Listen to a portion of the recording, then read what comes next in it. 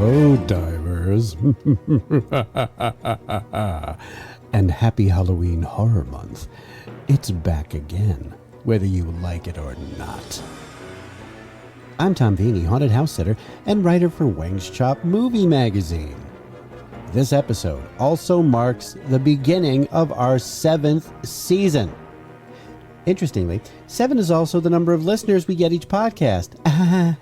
But just like Jason, Freddy, and that Myers kid, we keep plugging away. Watching scary movies during Halloween has long been an American tradition. Since the early 1900s, when horror was first introduced to cinema, audiences have been eagerly lining up to be thrilled and chilled.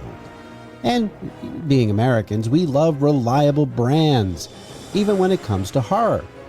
From homegrown classics like the Universal Monsters to imported scares from Hammer Films. U.S. audiences have consistently supported trustworthy sources of entertainment. These days, Blumhouse Productions stands as one of the most prominent names in pants-off scaring.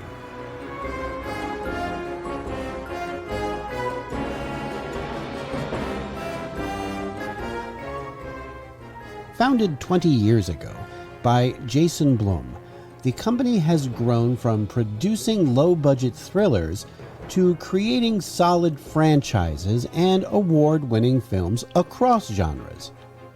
However, it's the scary stuff that remains at the core of Blumhouse's success.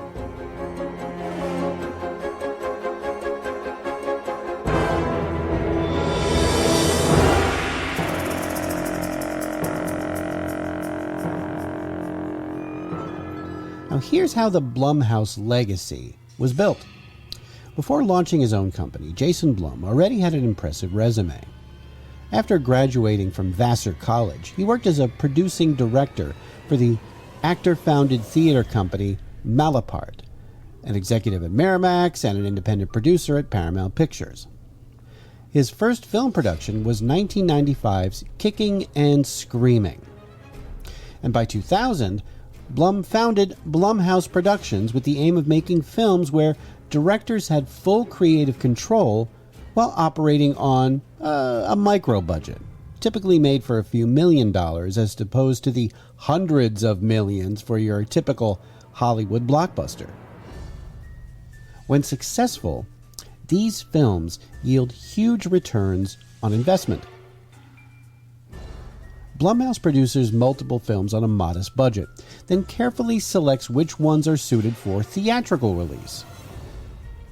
With production costs typically ranging from $3 to $5 million, the budgets are low enough to ensure that even if a film doesn't reach theaters, everyone involved is compensated, while still leaving room for profit through alternative platforms like streaming. That strategy paid off big time in 2009. It started when I was 8. Over the past few weeks, things have started happening again.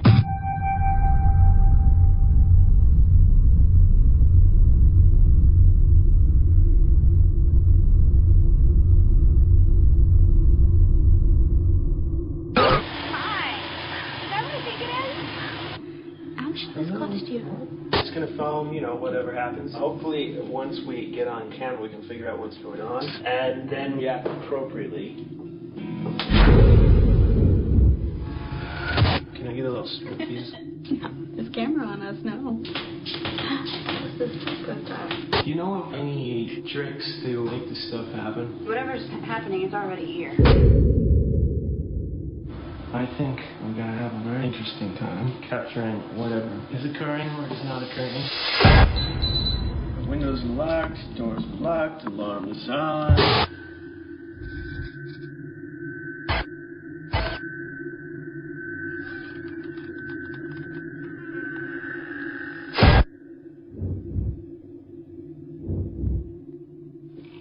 Do you hear that?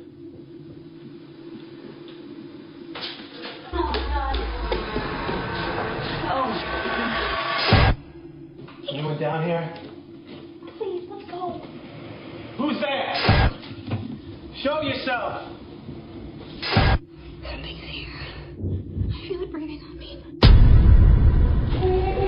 Hey, please, people let me go.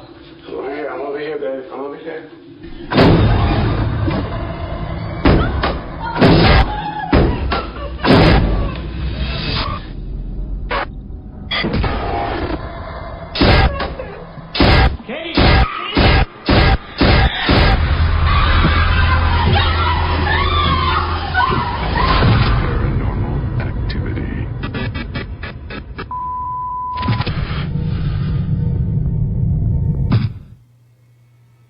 Written, produced, and directed by Oren Peli, for just $15,000, Paranormal Activity earned $107 million at the U.S. box office, becoming one of the most profitable films ever made.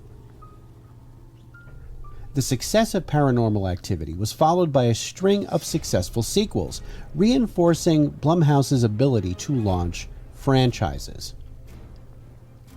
But that doesn't mean that Blumhouse wasn't afraid to experiment. While continuing to produce horror, they ventured into other genres like the kids' comedy Tooth Fairy, starring Dwayne "The Rock" Johnson. Now that film was also very, very scary, for entirely different reasons. But after that debacle, they went back to their winning formula with Paranormal Activity 2, which grossed $177 million on only a $3 million budget. Now, one of Blumhouse's strengths is coming up with very intriguing premises for their films. For example, The Purge had the idea of a world where crime is legal for 12 hours once a year, while Happy Death Day revolved around a young woman reliving her gruesome murder repeatedly until she solves it. And both films became successful franchises for Blumhouse. But another turning point for the studio came in 2011.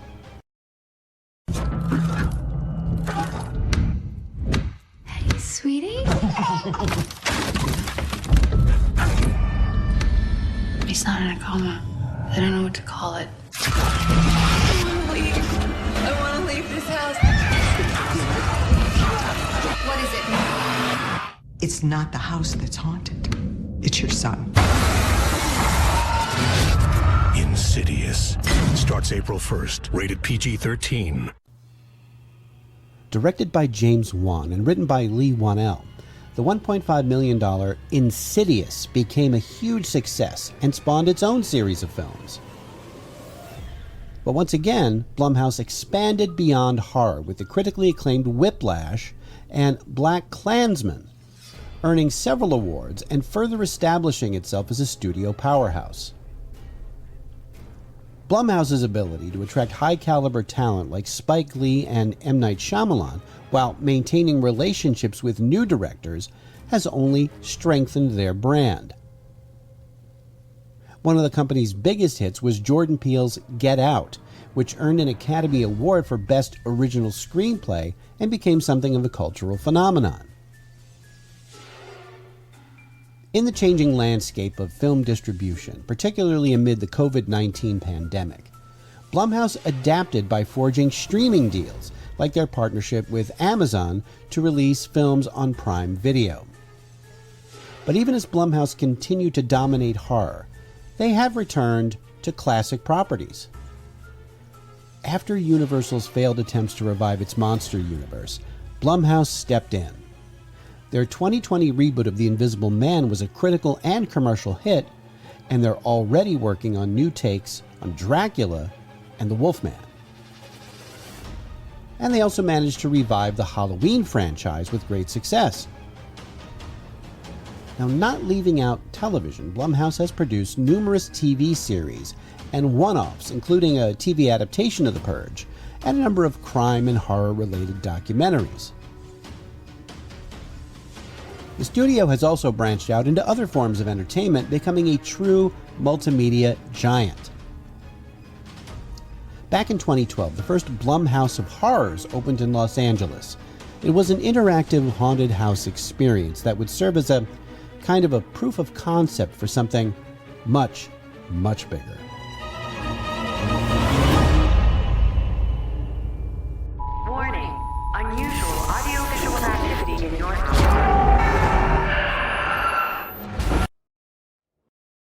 I heard this one's supposed to be really scary.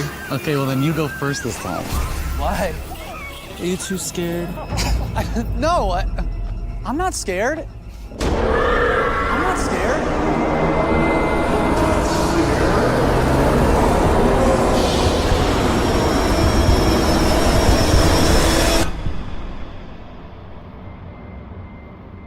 Hello? Enter the Blumhouse Terror Trap. Only at Universal Halloween Horror Nights, where horror lives. Since 2014, Jason Blum's iconic horror franchises have become a Halloween Horror Nights staple, thrilling and terrifying fans each year. Following a 10-year first-look deal with Universal Pictures, Blumhouse Productions made its deadly debut at Halloween Horror Nights number 24 with The Purge: Anarchy. Set in the New York area of Universal Studios, Florida, this scare zone immersed guests in the chaos of the annual Purge, where characters like the Old Elegant Woman and Big Daddy captured and auctioned off victims in the spirit of the event. Now, over the years, more Blumhouse-inspired attractions have been added, featuring popular titles like Insidious, Happy Death Day, The Black Phone, and Megan. Now, the studio has even recently branched out into the world of video games. The recently created Blumhouse Games hopes to use the same strategy that made its film output successful and move into the competitive gaming market. Its debut is a, quote, love letter to 90s teen horror stories, with two teenage girls surviving a seance gone horribly wrong.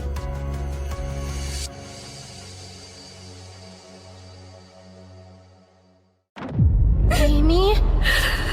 Are you okay?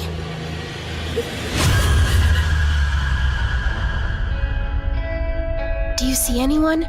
Nah, it's totally empty.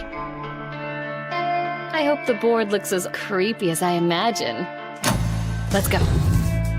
With hands entwined and hearts aligned, we seek the realm of the undefined. What was that? Don't worry, Viv.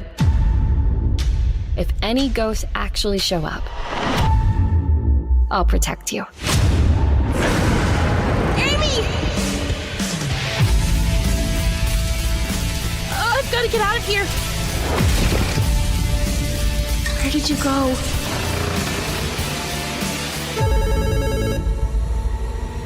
Hello? Amy! Just go home, Viv. I'll save you, no matter what. Don't worry, Viv. Everything is going to be spectacular. I'm happy here. So happy. The game, titled Fear the Spotlight, will be released on multiple platforms, including Steam, PlayStation, and Xbox. Blumhouse is poised to continue its reign in the genre for years to come. Upcoming projects include a reboot of classic Universal monster The Wolfman, sequels to Megan, The Black Phone, Insidious, and Five Nights at Freddy's franchises. Not bad for a small studio that started only around 15 years ago. And that does it for week 1 of Halloween Horror Month 2024. Thank you for listening. Next week, a spooky episode of Pilot Error, where we'll look at some scary TV pilots. And when I say scary, I mean scary bad. If you like, please subscribe to this program through your preferred podcast purveyor and write a review if you are so inclined. If you have any suggestions or comments, please send them to thedeepdivepodcast@gmail.com. All clips used in this podcast are meant for educational purposes only and not to infringe on existing copyrights. The Deep Dive Podcast family of programs are a production of Automaton Studios.